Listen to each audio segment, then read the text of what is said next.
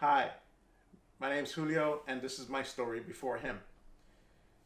I was born in Chicago, lived there till I was about 8 years old, and moved to Cleveland. Um, at the age of 8 or 9 or so, my mom told us a story about how me and my sister were maybe 4 or 5 years old. She was maybe 3 or 4. How we had a an experience with Jesus Christ, where He came to us in our bedrooms and spoke to us and told us to take care of our younger brother. Well, again, I don't remember any of that situation happening when I was younger, and to this day I still remember. But my mom had taken us and separated us, and I went with I believe my mom and my dad, and my sister went with my grandmother and my great aunt, and they questioned us, and when they brought us together to ask us the questions, our answers were the same. We told them that Jesus came, spoke to us, and told us to take care of our brother, and then they asked how did he leave from the room, and we told them that he went straight up in the ceiling, through the ceiling. Again, I don't remember any of that. So in Cleveland, uh, kids growing up, we were going to a Catholic church, a Roman Catholic church, because that's what my parents were at the time. So we were going to church, and my mother happened to tell the priest the story about us meeting Jesus. So he told my mom that we were blessed, and that they should bring us to church more often. And at that point, I believe I was maybe 12 or 13, around that age. Well, anyway, I was starting to be I did my confirmation, I did my communion, all this ritual stuff that you do when you're a Catholic. Well, anyway, I became an altar boy, and I was an altar boy for a while. So I was serving in church, and I was actually looking for God at that age. Um, but something happened where I started to think, why am I here? Why am I confessing my sins to a priest, or to a man, basically, who's probably doing the same things I'm doing? And those questions just kept coming up, and I I was kind of deterred from religion, and I told my mom, I said, "Look, I'm not gonna become an altar boy. I'm not gonna be an altar boy anymore." And I had stopped going. So at that time, we were experiencing. I say we because it was me and my brothers, and later on down the road, it became, there was a situation with my mom also. Well, we were younger. We were upstairs in our bedroom, which was the entire attic of this house. We experienced something that I can only say was a shadow, because I really don't know what this entity was. So uh, it's three of us sitting on a bed reading a comic book, and something just urged us to look up. And when we happened to look up, we saw this dark shadow run from the left side of the wall over to the chimney, which was right in the center of the attic. And we looked at each other like, what was that? So from the chimney, a couple seconds later, we saw this entity go from the chimney across the room into the other side of the wall. But while it was walking across, it happened to turn and look at us. Well, it kind of scared us because we didn't know what it was. We can see it was a tall shadow. It was really tall, and when it happened to look at us, we can see the eyes, like, looking at us. If that makes any sense. Anyways, we were there for several years, and little things would happen, here and there. But that was our first experience that I remember of something like that happening. So at that time, I really didn't follow Christ. I wasn't after God. I wasn't doing anything. I was just living my life like a teenager, and getting in trouble, and, well, somewhat trouble. Had a girlfriend at the time. We were doing things that we shouldn't have been doing. And it just kept going from there. So we moved from that spot to a house which my parents had purchased, and it was further west. So at that point, I believe I was starting high school, and the house was being rehabbed. We were tearing down walls and putting new drywall and stuff up like that in that house. Well, we found these subpoenas. I don't know if it's gonna it may not play any significance to what happened in the house, but uh, it'll give you an insight of where we got a specific name. Well, in these subpoenas, there were two guys. I believe his name was one guy was Michael Murphy and either Frank Myers or Frank Morris. I believe it was one of the two last names. Well, anyway, these guys were charged for murder. This was back in like 1918, back in the day. So these subpoenas were found in like a shoebox, I believe. I remember in a shoebox.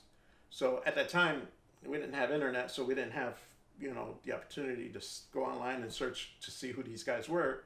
So we had to we kind of went through libraries or whatever, newspaper clippings or whatever. We tried to figure out what was going on with those two guys. We would try to read the subpoenas, but the subpoenas were so old. Their text, their writing was so old English that was so hard for us to understand. But we did know that one of them committed murder, and their court dates were set up or whatever. Well, needless to say, that went on. We fixed the house, and after a while, we started to hear creaks, and it sounded like footsteps upstairs on the second floor, while everybody was downstairs on the first floor. So this was an event that everybody in the house would hear. We'd hear footsteps, we'd hear stuff falling, we'd hear little things that would happen in that house. So at one point, we had gotten so used to those things happening that we apparently gave this entity or whatever it was a name. We gave him the name of Frank. So if anything happened in the house, we would blame Frank. Frank was the cause of these things happening. So we would go and just live our lives like normal. There was our family dynamics were great. Everybody got along. Nothing bad was happening. So for a while it was like that, and then a certain period in my life, during that time, I was being attacked. I would experience what I know now as sleep paralysis, where I would lay in bed and I would feel an evil presence in that room, and I couldn't move. My body felt so paralyzed. I couldn't move. I couldn't speak. I couldn't talk. I tried to get up and I couldn't. I would feel an evil presence in that room, but I couldn't see what it was. So that went on for a while. And then I started to get physically attacked beyond that, where I would get these scratches going down the back of my skull, down my back, and down my neck. At one point, I remember getting up in the morning and I feel like a burn in my back, and it was because I had scratches back there. Well, I told my parents, and they were like, "Well, maybe it's a spring in your bed. Maybe you should check your mattress or whatever." So we did that, and there was nothing there. So I really didn't know what it was. At that point, I didn't know what it was. So it just kept going. It kept going on for a while, and by this time, there were certain events that happened in the house. We would sit and watch TV. The TV would cut off. We'd sit and we would hear something falling somewhere, and nobody would be upstairs. Hear a door shut, and nothing would. Nobody would be upstairs. Everyone would be downstairs on the first floor. So I remember one time we had a friend come over, and we were all sitting in the kitchen, and there was a clock on the wall, like on this side. Everyone's sitting over there on the edge, or inside the kitchen, and the walls here, and there were stairs to go down to the basement. Well, apparently this clock just like jumped off the wall and came and circled around and went towards our friend. Well, he kind of freaked out. We kind of laughed at it because, again, we got comfortable with what was going on. So he was freaked out. We kind of had a feeling who it was, what it was. So we kind of just let it go. So we kept going, and I still kept getting attacked. Little scratches here and there, but it would get to a point where I was frustrated with it. So at the age of 17, right after I graduated, I went to the army. Now, mind you, my parents had to sign for me to get in.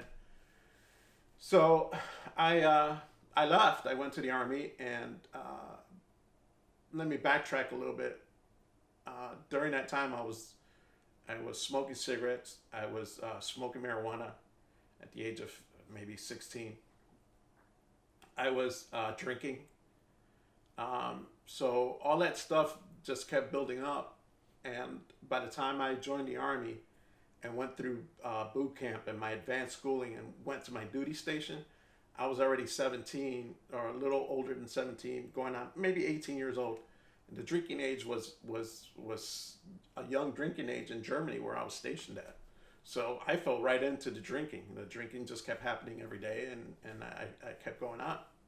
Well, during the 3 years that I was in, nothing happened. None of that activity, that spiritual activity happened. So I come back home, and as soon as I come back home, that's when all the stuff started up again. So at one point, I can remember where it was my mother, my two brothers, and myself. We were sitting on the porch, and we see this like thick cloud coming over from across the street. So we kept looking, and all of a sudden we hear this buzz, like a loud buzz, just overwhelming the area of the house. So my mom starts to freak out a little bit and tells us to go inside. Well, it was that buzz was a huge swarm of bees that started to come towards the house. At this point, by the time we ran inside the house, the bees were already surrounding the house. So we shut the doors. We happened to shut the windows or whatever. I ran upstairs to a platform where we had, and it was overlooking the right side of the house and into the yard of our neighbor. Well, he was down there working in his yard. So he was like pulling weeds or whatever. I can't exactly remember, but I know he was down there working in his yard. So the buzz from these bees were so strong and so loud that it was rattling and shaking the house. The windows were rattling, everything was shaking in the house, all from these bees. So what happened was we looking out the window, and I'm looking at our neighbor, and nothing's happening. He's not even moving. It's like he didn't even hear, or he's not even hearing any of this to happen. So I run downstairs and I go towards the kitchen, and my mom and my two brothers are looking out these huge bay windows that we had in the kitchen. You could still see the bees going through the windows, and the windows were vibrating and shaking, and everything was shaking. So I happened to go towards the back door, and I opened the back door, and my mom's yelling, "No, don't open the door." I opened the door, and when I go to open the screen, the bees are gone. Everything was gone. The noise, the rattling, the bees were gone, completely gone. So I go outside, and everybody follows after, and we go over to the neighbor and we ask him, "Did you hear or see any of these bees?" And he was like, "No, I didn't hear anything." And we kind of looked at each other like we were freaked out, because it's unexplainable. We don't know how any of that happened. We don't know where these bees took off to. We don't know. We were in such shock that he didn't hear any of the bees, but yet we were inside the house, and the house was shaking. The windows were rattling. We were freaking out because we didn't know what was going on. So we went back inside and kind of looked at each other and realized, wow, there's really something going on here. Well, anyway, the activities kept going on in that house. I kept drinking. I was already out of the army. I had money. I'd go out partying with my younger brother, and we go out drinking and smoking every so often. And at one point, we were sitting at on our porch, in the front porch, and my brother kind of jumps up and freaks out because he saw like a spirit pop up in his face with a blue. The face was completely blue. And I told him, "Oh, dude, don't freak out, man. It's probably the weed or something, and then it I kind of blew it off until it actually happened to me at one point too. So I chalked it up to the same activities that was going on in that house. Well, I don't know if it's the house or if it was attached to the family or if it's so hard to understand where these activities were coming from. So at one point, I was like, I'm kind of fed up. I tried to do other things to get away from the house, try to get away from that scenario, because the attacks were still happening. I was still getting the sleep paralysis, and I was still, things were just going wrong. And I kept drinking, I kept smoking marijuana, whatever. And at one point, I meet my ex-wife, well, at the time. I meet her, start dating, whatever, and we get married. Well, at one point, the sleep paralysis and the attacks were happening in our house also. So I would get up, gasping for air, freaked out, and she'd be like, "What's going on?" And I would tell her these things, but she really wasn't, she really didn't understand, or she really wasn't privy to any of it. So that stuff just kept going on. After a couple of years, our relationship started to dampen out, and I believe it was partially that, partially some of the stuff that we were both doing, But I'm not pointing fingers. I'm not blaming anybody or whatever. Anyway, I keep going. Our marriage keeps going. She had joined the Navy, and at one point she was getting deployed. And at that time, I was working for a orthopedic company, and there was a guy named Bobby who worked there, and he would come to me about Jesus, and talk to me about Jesus, and talk to me about God. And at that time, I was really wasn't interested, And he was like, "Well, you know what? I feel that God is telling me that I needed to talk to you. That I feel that God is telling me I need to talk to you about certain things." And I was like, "Okay, it's no biggie." And at one point, he tells me, "How far do you live?" And I told him, "Maybe about an hour away." And he goes, "What? You couldn't find anything closer to your house?" And I kind of thought about it, and I said, "Yeah, I could have." He goes, "Don't you think that God might have had a hand on you coming over here?" I really didn't pay no attention to it. So I was like, "Yeah, well, maybe." So he goes, I think God really wants to talk to you, and I feel in my heart that God wants me to share who He is and His love with you." So I said, "All right," I said okay just to pacify him, but I kept going. Well, it came time for my wife to get deployed, and at that point, I had 3 stepboys. At that point, we couldn't leave the kids with anybody because her mom was working, and my parents were working, and we didn't have anybody else to watch over the boys. So I had to quit my job, and I had to stay behind, stay at home as a stay-at-home dad while she went out on deployment. Well, at one point, all that stuff was still going on.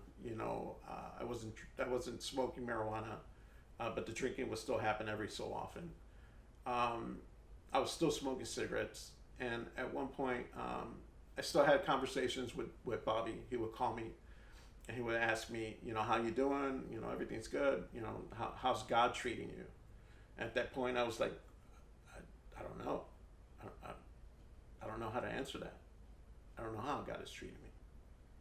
And he goes, "Look, man," he goes, "you can really find out how much God loves you." And I was like, "Okay." He goes, "Do you have a Bible?" I said, "Yeah, there's one around here somewhere in the house." He goes, maybe you should start reading John and just go from there." And I said, "Yeah, okay, I'll read it." But I actually didn't. I just kept living my life the way I was going, until one point I woke up one morning, and I felt such a pressure in my chest. Again, I thought it was basically this sleep paralysis and the enemy, this stuff just happening all over again. So at one point, when I was able to speak, I said, "God, take this away from me.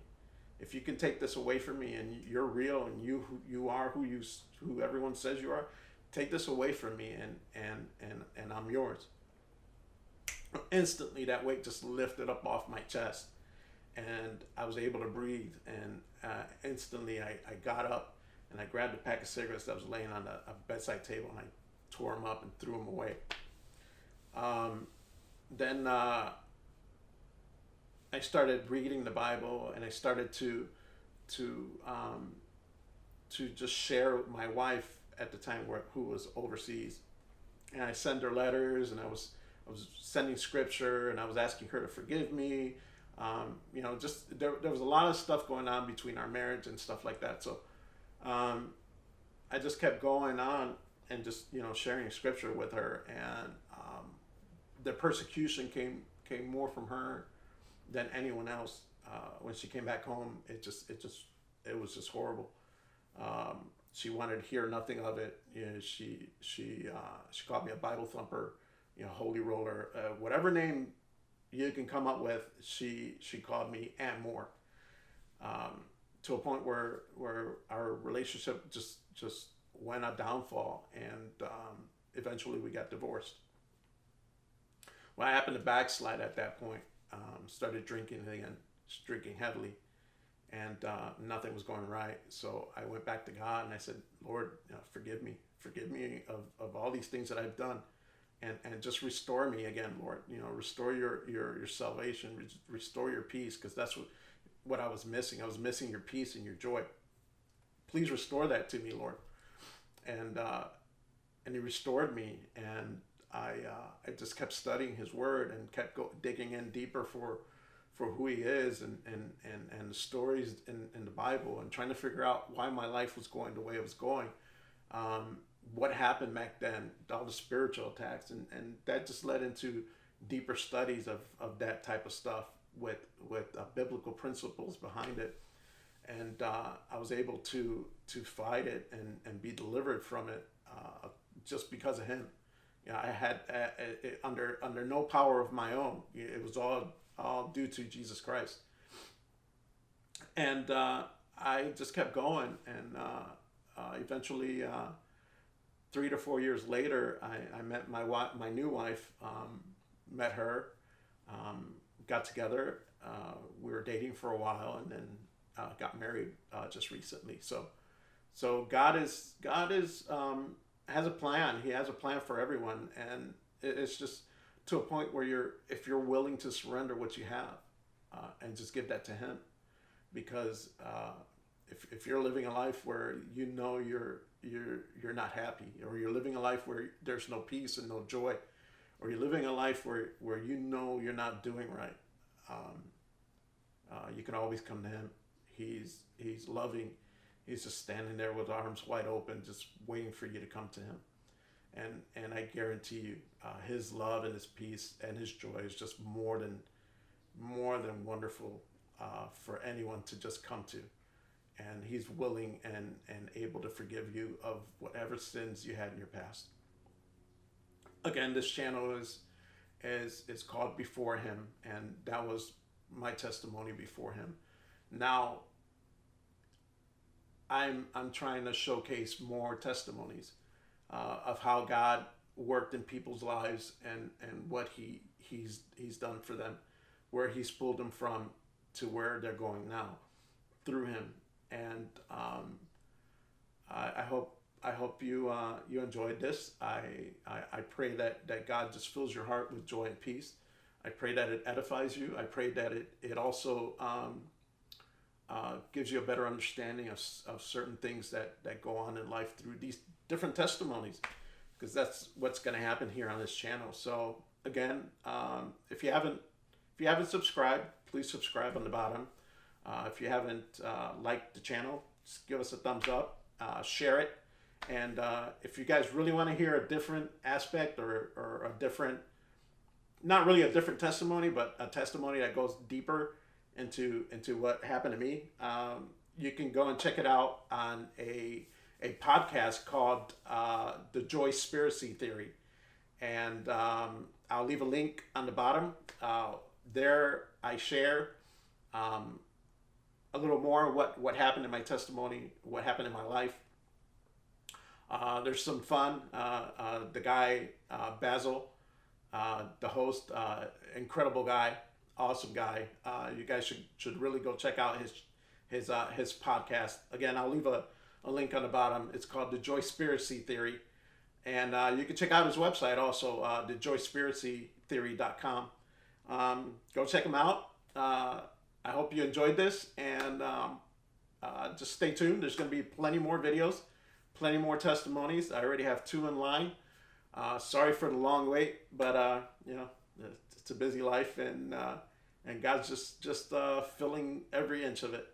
I thank you guys for watching. I thank you guys for staying around this long, and God bless you guys. Bye.